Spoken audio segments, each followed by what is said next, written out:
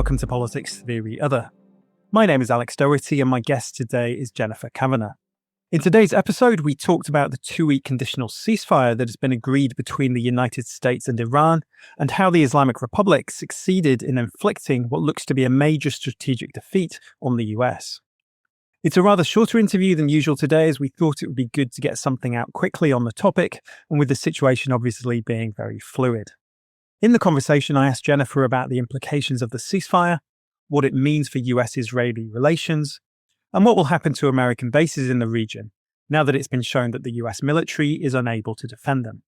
And finally, we talked about what lessons American allies in Asia may be drawing from the conflict.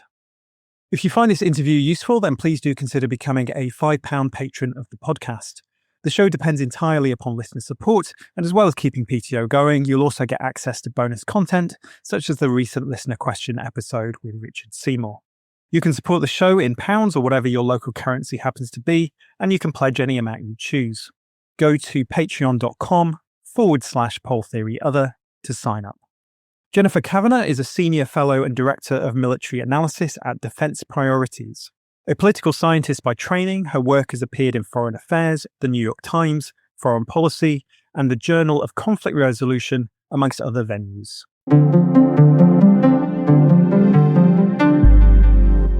So Jennifer, we're speaking shortly after the 2-week conditional ceasefire was agreed between the United States and Iran, which includes a temporary reopening of the Strait of Hormuz in addition to cessation of hostilities. Israel has also agreed to the ceasefire with Iran, but has falsely claimed that the deal does not entail any ceasefire regarding its ongoing invasion of Lebanon, and it continues to carry out attacks in the country. In fact, today, some of the worst attacks that we've seen. The agreed basis for the negotiations is the 10-point plan proposed by Iran, although there doesn't seem to be clear agreement on what that 10 points are exactly, as the Trump administration attempts to spin the ceasefire as a victory for themselves. But in any case, the mere fact of something like those 10 points being the basis for negotiations really does seem to reflect that this is a major strategic defeat for the United States. Would you agree with that? Yeah, I do agree. I mean, it's still unclear to me that Trump is aware of what the 10-point plan is and that he's actually agrees to that as the basis for negotiations. There was a post this morning that suggested that they were going to talk about the 15-point plan. So I guess I'm now wondering if there's confusion over which plan is which, but it doesn't really matter which plan is the basis for negotiations in my view. This is still a massive strategic blunder for the United States and a strategic defeat. It's basically gained no leverage and achieved none of its strategic objectives, even if it's accomplished tactical military ones. It's lost a number of aircraft, and the Strait of Hormuz is maybe open, but Iran seems to be charging vessels to go through still. So, we're in a worse place than we were when this war started. We don't, of course, currently know who will lead the US negotiations, but if it's J.D. Vance, who is known to have argued against Operation Epic Fury and who appears to be the preferred negotiating partner of Iran, presumably that would indicate that the US is prepared to make some major concessions over matters such as the control over the Strait of Hormuz, sanctions relief, Iran's right to retain its ballistic missile force, and also over uranium enrichment. It's possible. I think we may still not know the full story about who argued for what before the war started. And it's not clear, as you said, who's going to lead the negotiating team. It does seem like it will include both Rubio and Vance, and it's not clear how the roles will be divided between them. I do think that having Vance and Rubio at the table would be useful. Witkoff and Kushner don't seem to have the technical knowledge necessary to make this kind of deal. But even among those 4 people, and including Vance and Rubio, over the course of the past year, we've seen a whole wide range of demands made of Iran. Sometimes it includes nuclear programs, sometimes it doesn't. Sometimes it includes ballistic missiles, sometimes it doesn't. And ultimately, the person who has to sign off on this is Trump. And he's the one who's going to be setting the tone. And we've seen clearly that no matter what Vance's personal views on foreign policy are, and I would agree they lean more towards the restraint end of the spectrum, and whether he would like to compromise, he's very careful about limiting daylight between himself and the president. Israeli Twitter is awash with comments describing the ceasefire as a disaster for Israel. And from within the US administration, we've seen comments perhaps indicating that they are prepared to pin the blame on Israel for dragging the United States into the war with Iran. obviously something that may have a degree of truth to it, but it's also obviously a very, it's a very self-serving line that helps them to shift the blame for this strategic disaster. And we've also seen some prominent Republican commentators fiercely criticizing Netanyahu and the Israelis. Is it conceivable, do you think, that in the wake of the conflict, we may see a significant revision and partial downgrading of the US-Israel relationship after what looks like being a pretty humiliating outcome for the United States? Yeah, I guess I'm skeptical that will happen under this administration, but I think it's almost guaranteed to happen in the next one. Trump has a clear, close personal relationship with Netanyahu, and, he has not blamed Israel for this war. And I guess I have to push back a little bit on this narrative that Israel dragged the United States into the war, just in the sense that it's U.S. military power that underwrites Israel's impunity and military action in the region. So if the United States said no, Israel wouldn't move. Israel's not going to act unilaterally without knowing that it has the U.S. at least backing up its air defenses and things like that. So to me, that narrative deflects from the agency that the U.S. has in this conflict. But I think that this administration will keep things sort of status quo. But I think if you look at the public opinion polling and you look at the attitudes of most of the people who might run for presidency in 2028, as well as the changing demographics of Congress, attitudes towards Israel are just shifting really rapidly. There's a frustration with continuing to provide so much military aid to Israel, and there's a frustration with the fact that Israel keeps dragging the United States into wars, and is now, over the past couple of years, has fought wars with most of its neighbors. And now there was an op-ed in an Israeli newspaper indicating that, maybe Turkey was a problem and it was going to be next. And so I think at some point someone has to change that relationship. There's no U.S. pullback from the Middle East in any meaningful way until the U.S.-Israeli relationship changes. Yes, I mean, just on the point about the shift in attitudes towards Israel within the United States and amongst the Democrats, I mean, obviously we saw California Governor Gavin Newsom use the term apartheid with regard to Israel. And of course, he then walked back those comments, and that was greeted with a great deal of derision and disappointment on the left. But obviously, it's pretty remarkable, nonetheless, that he even initially used that term. And obviously, that does reflect how quickly things do seem to be changing. Just going back to the Iranian 10-point plan. So although it calls for the withdrawal of US forces from the Gulf, that appears not to include the US bases themselves and therefore the personnel that staff them. Now, you've argued that the value of those bases to the United States is now seriously in doubt since US forces had to evacuate many of those installations under Iranian fire, and instead took up residence in hotels and office complexes in the Gulf states, of course, likely a violation of international law and the kind of behavior that the Americans and the Israelis routinely accuse their enemies of, right? Placing military assets amongst civilians and civilian infrastructure. Can you say a bit more about the bases and what sort of value they have now and the scale of the impact that Iran was able to inflict upon them? And what the sort of the implications are for those facilities if a durable peace deal is concluded? Yeah, well, I'm skeptical just in general, taking a step back, of U.S. bases abroad to start with, because the only reason to put U.S. military forces forward in that way is if having them there provides some sort of benefit to U.S. national security. And especially in the Middle East, it just doesn't. There's no threat in the Middle East to the United States that requires U.S. military forces forward. Even if you're worried about Iran's nuclear program, having U.S. bases in the region doesn't do anything about that. In my view, this is really a holdover and a continuation of this idea that, U.S. primacy is the only grand strategy that's acceptable. You do need bases forward in all regions if what you hope to do is dominate the globe. Because you need to be able to act unilaterally, militarily, whenever you want. And so these bases were set up in a time when the United States was aiming for global supremacy. And I don't see them as sustainable or useful for U.S. national security. More narrowly, in terms of their operational value, we have two data points now just in the past 2 years, the June 2025 Operation Midnight Hammer, and we have this most recent war. During Operation Midnight Hammer, the assets that were used for that operation, whether you agree with it or not, they weren't assets in the Middle East. They were assets used from Europe and from the United States because the Gulf states didn't want to be involved. They didn't let the U.S. use those bases. But then when Iran retaliated, they retaliated against a U.S. Military base. So the bases were useless operationally during the operation, but then became a target afterwards. And so after that, my colleague Dan Caldwell and I, we argued that these bases should be closed, a lot of them, or consolidated and moved away from Iran because they were vulnerable and they didn't provide any benefits. Now, in this war, they have been even more vulnerable and they've taken significant damage. The air defenses don't seem to be effective against drones in any real way. And the Iranians' ability to degrade the radar capabilities in the sensor network that the U.S. uses to facilitate and support its air defenses across the region has also been degraded. Iran has hit something like 12 or 13 radar sites across the region. And this doesn't destroy U.S. air defenses because we still have satellites. We have redundancy there, but it does significantly degrade it. So as you said, these bases became almost non-usable over the course of the war. We had to move military personnel away. We saw airplanes that were left on the runways there be hit by missiles and drones, including the E-3. The AWACS plane, right, which is extremely important to the whole process of missile defense and so on in the region.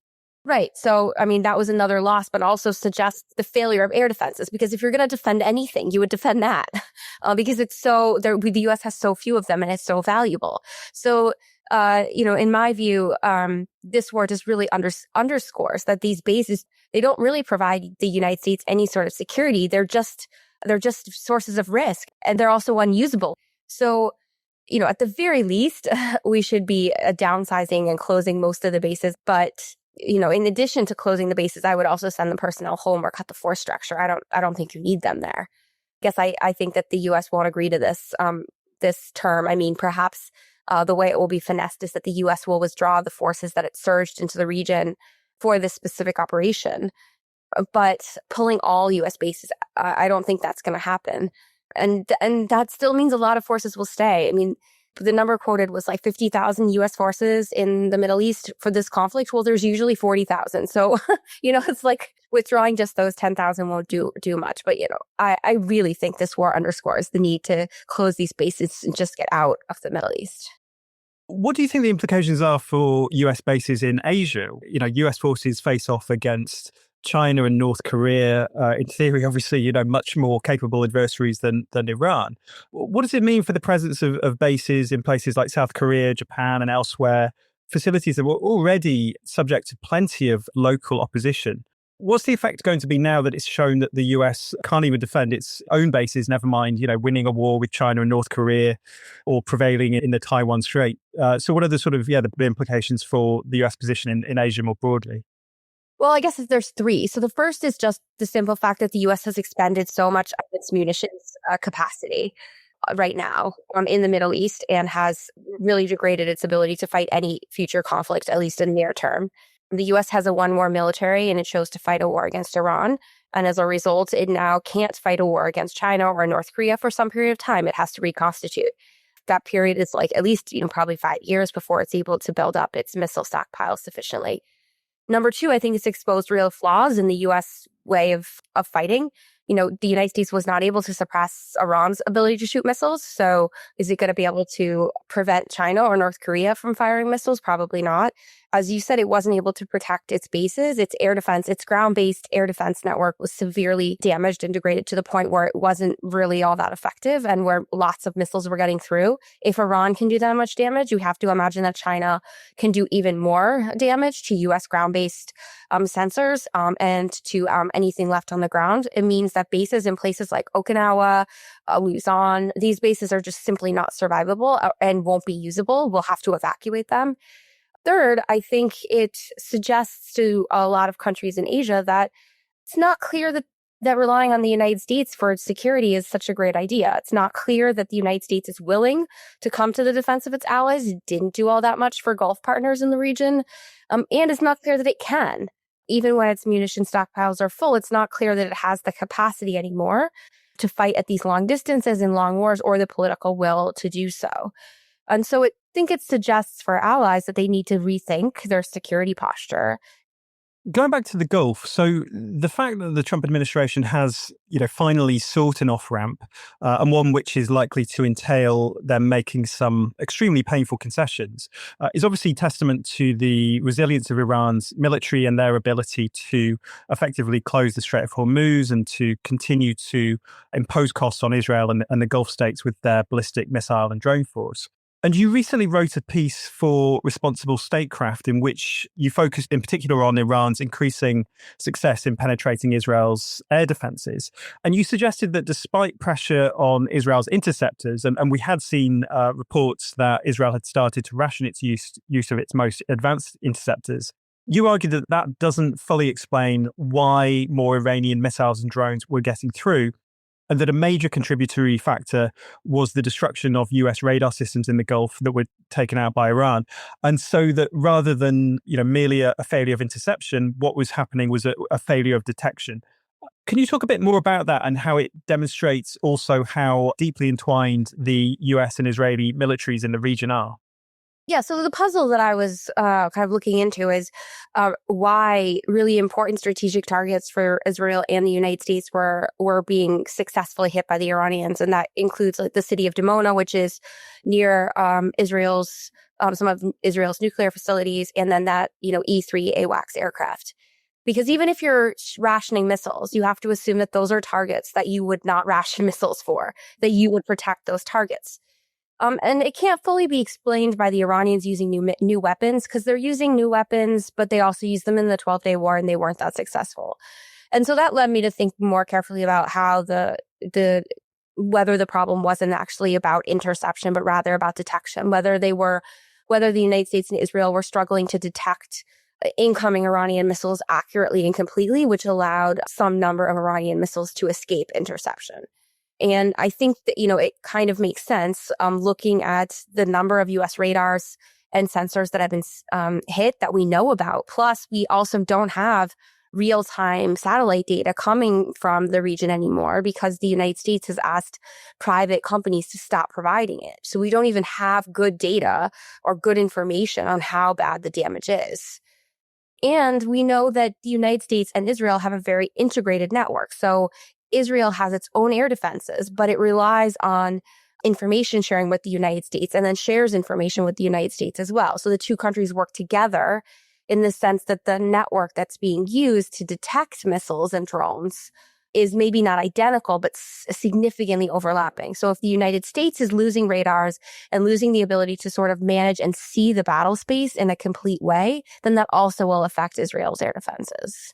Am I right in thinking that it's also your view that the importance of the attacks on the US radar system is shown by the contrast with the 12-day war of last year when Iran had much less success in penetrating Israel's air defenses?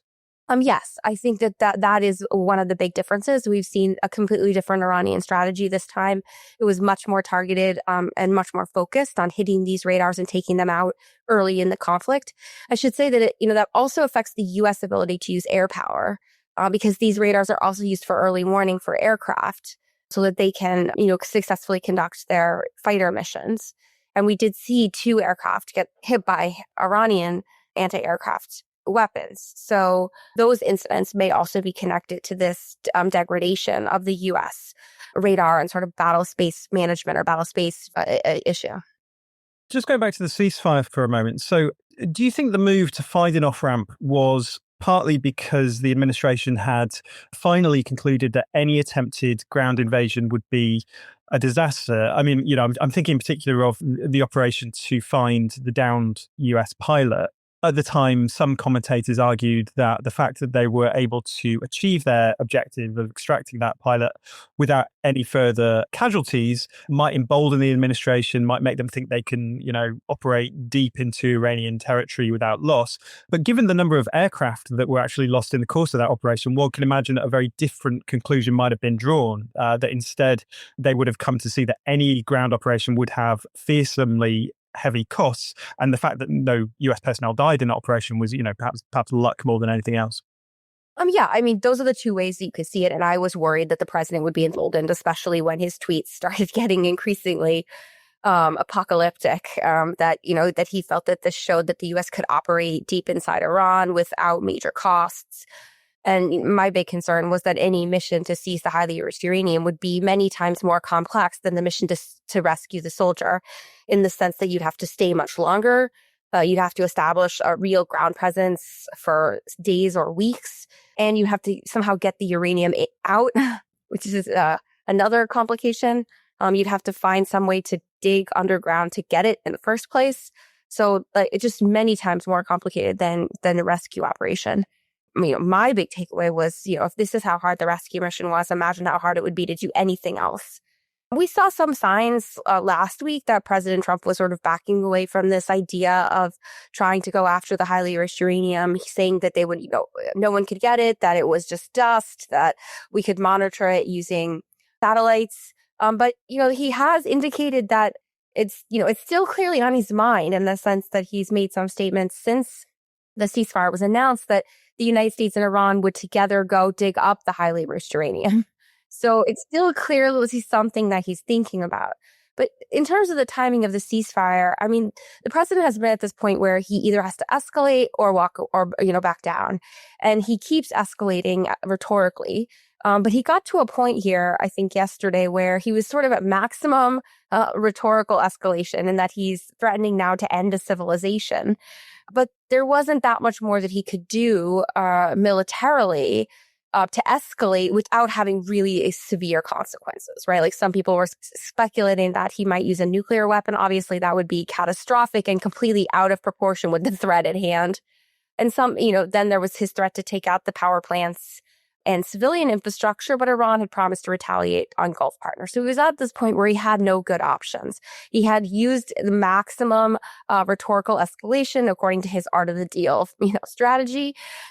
But he didn't have anywhere else to go militarily. And the war is unpopular. He'd been facing increasing pressure from his advisors to find some sort of off-ramp.